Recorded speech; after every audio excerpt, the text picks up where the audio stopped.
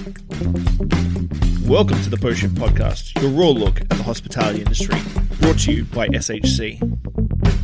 What is happening, Post Shifters? Welcome back to another episode of the Post Shift Podcast. Of course, I'm your host, Shawn Soole. For this week's shots, we're getting close to the end of the year, and I wanted to revisit some stuff I did 4 years ago, which is crazy that it was 4 years ago. But 4 years ago, I did a series called Focus, Patience, and Success. It's on my brand swag. It's something that I really believe in. And so I want to do a rehash, and I want to show you guys exactly what I was thinking 4 years ago. So these are redo episodes, and I hope that you enjoy them. Thanks as always, guys. Enjoy your Christmas. Bye. It's Christmas Day, and I sort of didn't want to not do an episode today because it's Christmas Day, and I don't expect you to listen to it, obviously, because it's Christmas. But I wanted to do my second part of my Focus, Patience, Success sort of mantra three-parter that I'm doing over this next couple of weeks on Fridays. January's booking up real quick. I've got some crazy guests coming on the show in January, so it's going to be a lot of fun. I want to say thank you, everybody, for the support this year. This is my second last episode for the year before the 1st of January. 1st January falls on a Friday, so Success will be on January 1st, which hopefully will kick your butt a little bit. So I just want to say thank you for this year. This year's been fantastic. I've really had an absolutely epic 2020.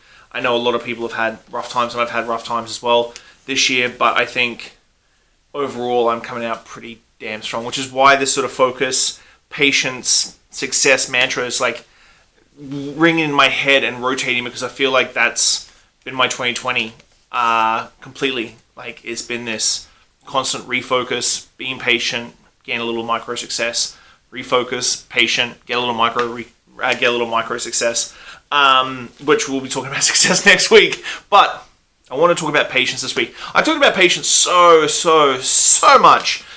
Usually I call it MF patience. Try not to swear as much on my videos because I feel like people don't like it when I swear as much, but I usually call it motherfucking patience. And I've talked about patience a hell of a lot because I feel in this day and age it's really hard to have patience because everything is going a mile a minute. Like, really, in realistic times, like, everything's going a mile a minute. Social media makes everything feel like it goes a mile a minute. Our everyday life is quick. Everything is quick. We don't wait for anything. You know, we used to wait for mail. We used to wait for phone calls. If you had important documents, you'd have to wait for them. Now you just email them over. You Adobe DocuSign them, and away they go. And you can have a deal that would normally have taken a week or two worth of signing and sending and posting and all this sort of stuff happen in 15 minutes. So having patience is an extremely hard thing to do, and that's why I really wanted to sort of have this as my part 2, and I really overthought this sort of focus, patience, success. I'm going to keep doing a mantra. I've actually got a hoodie with it coming, so you'll be seeing me with a focus, patience, success hoodie fairly shortly, because I do feel comfortable in my hoodies, and I do feel comfortable in t-shirts and hoodies. So let's kick it off. My 5 key elements of patience is to celebrate the micro wins, to celebrate the little successes, the little things, and really, not over celebrate, but like really embrace that milestone, that little like something, like that client sign off, or that meeting you've been chasing to get, or that business card, and that 15 minutes you've had to have that chat with someone.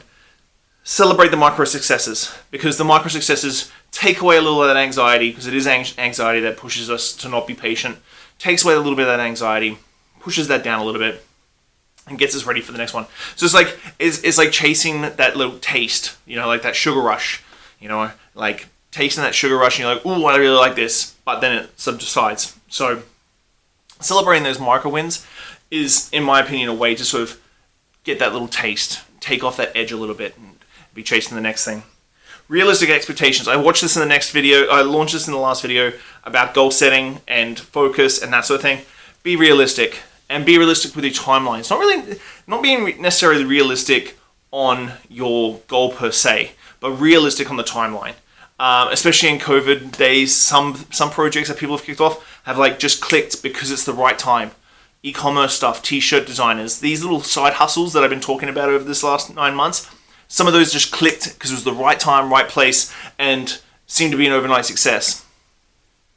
But being realistic in your timelines, your expectations and stuff is super important to manage that anxiety. And I'm going to keep talking about anxiety because I really do think patience and the anxiety of success goes hand in hand. They're bedfellows. And that anxiety of getting it is something that you can really, really like screw up your focus. So, setting yourself up for success. Now, a lot of people ask me how I get everything done that I do every day. And I still get 7-8 hours of sleep every night. I still sleep like a baby. Well, not maybe like a baby, but relatively well. I sleep very well. And people ask me how I get it all done. And it's like, I have routines. So as soon as I wake up, as soon as my alarm goes off, I grab my phone. Emails first. Then I go right to left, which is very weird, but right to left on my social media apps. So Instagram, Twitter, LinkedIn, Facebook, TikTok now. I've been dabbling in TikTok the last couple of weeks to sort of do some social experiments there. But that's how I start my day. And sometimes I'll check Reddit, I'll check my bank accounts, all this sort of stuff. Before I'm even out of bed, that first 15-20 minutes is my routine every morning to get myself set up for the day, sort of check my calendar that's on my phone, see what I've got coming up for the day, what do I have to do, deliveries for Coalition Craft, or having coffee with a kid and having some mentorship time, doing prep for Clives, sliding Clives, and Clives is actually scheduled, spending time with my family is scheduled. So I schedule every single second I'm awake. And while I may be out of my office by 8:30, 9 o'clock most nights, I usually am on my phone till I go to bed.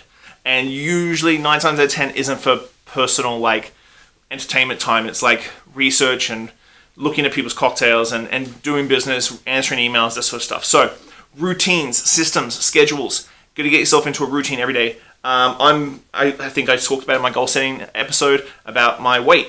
And I have put on a ton of weight during COVID. But this last couple of weeks, I've been tweaking my diet and I've changed my diet drastically. So that's part of my routine in the morning. So emails, social media, all that sort of stuff.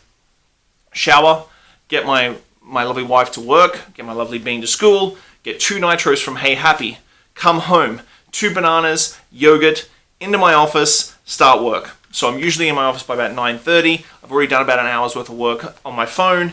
And then I start my day off on my computer. So editing videos, doing podcasts, so on and so forth. Scheduling stuff, just getting to work. So this is my schedule. And then I schedule every single minute all the way up.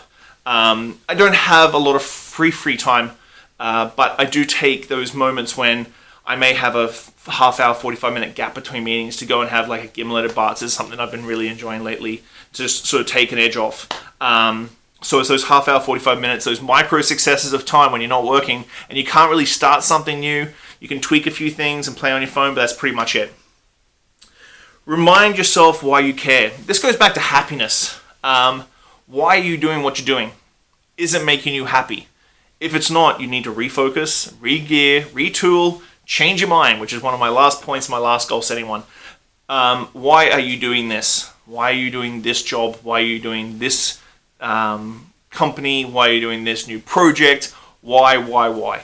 And understanding your why will actually take that anxiety out of success, the striving for success as well, and give you a lot of patience because you know that this is a long game. This is not something you're going to build. 6 months later, someone's going to buy and you're out. Probably not the best way to do your business. So why do you care? What makes you happy? And is it making you happy every morning when you wake up? Big one. And next up, the biggest one, number 5. Have support. So whether that be friends, family, and positive support. Not people who critically look at everything you do. It freaking bugs the shit out of me when people who are like think they're supporting you come in and they're like, oh, I see that you polished up your podcast a little bit. I'm like, well, that's just a negative fucking comment at like veiled as a positive reinforcement as a mate. Fuck you. So that's the sort of thing. Having support. My support network is my wife. Like, my wife is ridiculously understanding. She accepts the fact that she's not going to see me till 8:30, 9 o'clock at night in my office. And when I do come inside, I'm usually on my phone. I do spend lots of quality time with my wife before everybody thinks I'm an absolute monster.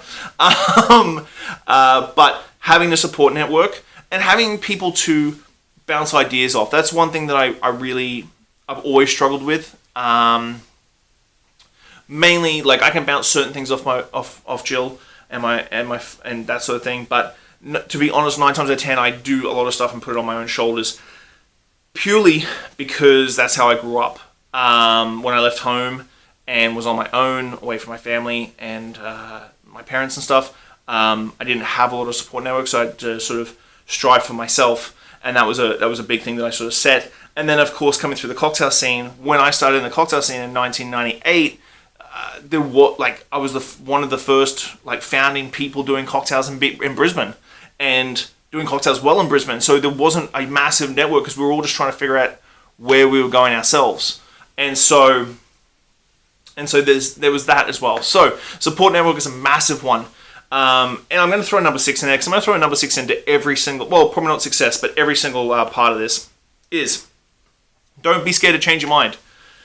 That comes back to expectations and setting yourself real expectations. It's not a negative thing for you to change your mind. It is a positive, very freeing way because it's your life. It's no one else's. If someone wants to criticize you for changing your mind, that's on them. That's not on you. So, on that note, Merry Christmas. Thank you for the support. Happy New Year. Love to you all. I will see you in 2021. I've got some massive new things coming up in 2021 I'm really excited and giddy about, but you're not going to hear about that till 2021. So, thanks a lot, guys. Merry Christmas. Happy New Year, and I'll see you really soon. Bye. Thanks a lot, Post Shifters. Hope you enjoyed that episode. Go and subscribe to the YouTube channel and the podcast anywhere you listen or watch. Review, give me a star, share away, share it with your family, share it with your friends. Hope you're enjoying your week, guys. See you soon. Bye.